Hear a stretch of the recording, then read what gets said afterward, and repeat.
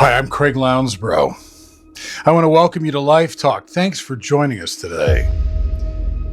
Have you ever gone so far in a bad direction that you feel that there's no coming back?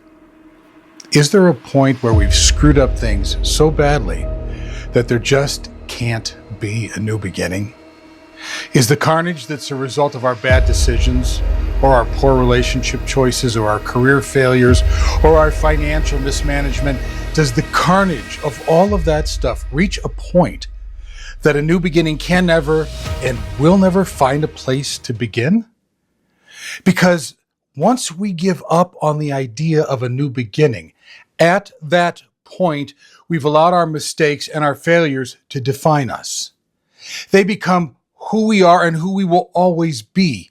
We become the bad out of whatever bad we did. And I'm here to tell you that no one is the sum total of their choices. You will always be bigger than your worst mistake. And because that's the case, there will always be a place for a new beginning.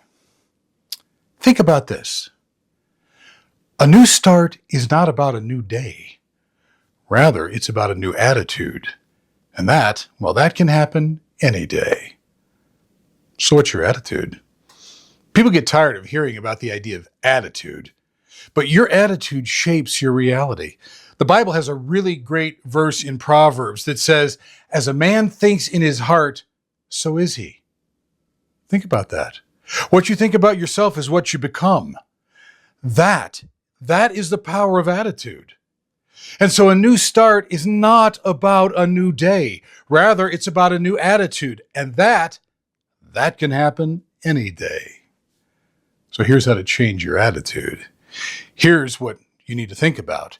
If you believe that you've screwed up things so badly that there just can't be a new beginning for you, here's what you need to think about.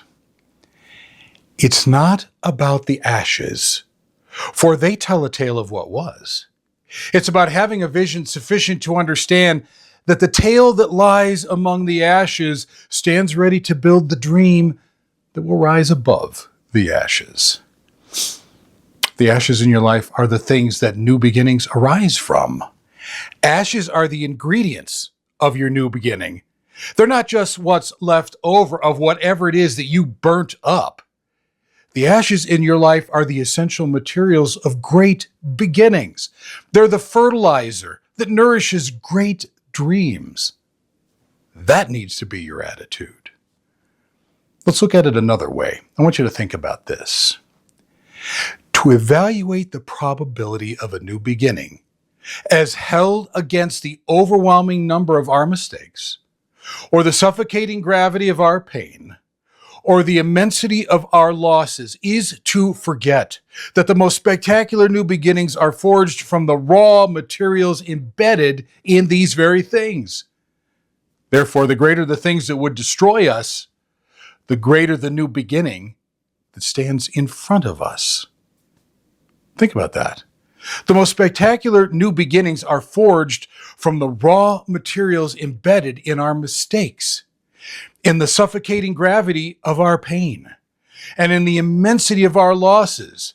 Your new beginning is sitting in the very places where your worst endings took place.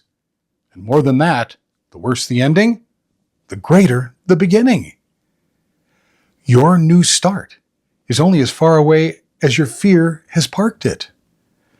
Maybe your fear is that a new start doesn't really exist. And therefore, to believe in one is to set yourself up for disappointment. And you've already had enough of that. Or maybe you feel that your new start will be less a new start and more a repeat of all of the stuff that you're trying to get away from.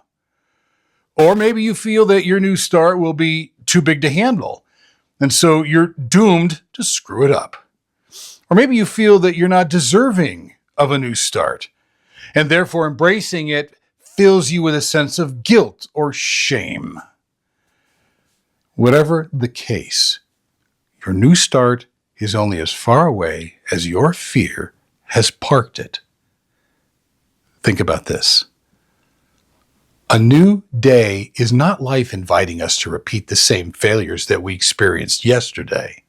Rather, it is life inviting us to embrace the lessons born of the failures, so that the lessons will live to shape tomorrow, while the failures will lay buried securely in yesterday.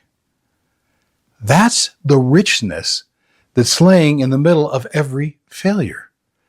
There's always something to learn, always something to make us better, always something that expands our understanding of what we're trying to do and how to do it. Your failures hold everything that your new beginning needs to start becoming your new beginning. And so in closing, I want you to think about this. I have both paper and pencil. And as I write out the script of my life, I'm not worried about how I hold the paper, but I am worried about how I hold the pen. How are you holding your pen? What are you believing about a new beginning, a new start? Do you even have a pen in hand because you're living your life believing that there's no paper or pen to begin with? The lines that you've penned up to now might not be that great, but you got plenty of paper and you've got a pen that will write until you can't. So believe in your new beginning because it's there for the taking. Thanks for joining us on Life Talk today. I hope that you take the time to enjoy all of the many programs on our podcast. You'll find us on most podcast platforms as well as YouTube. I look forward to seeing you next time.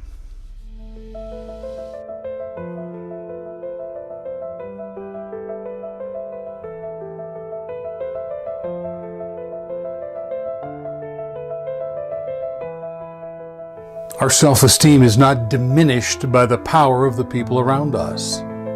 Rather, it is diminished by the power that we grant the people around us.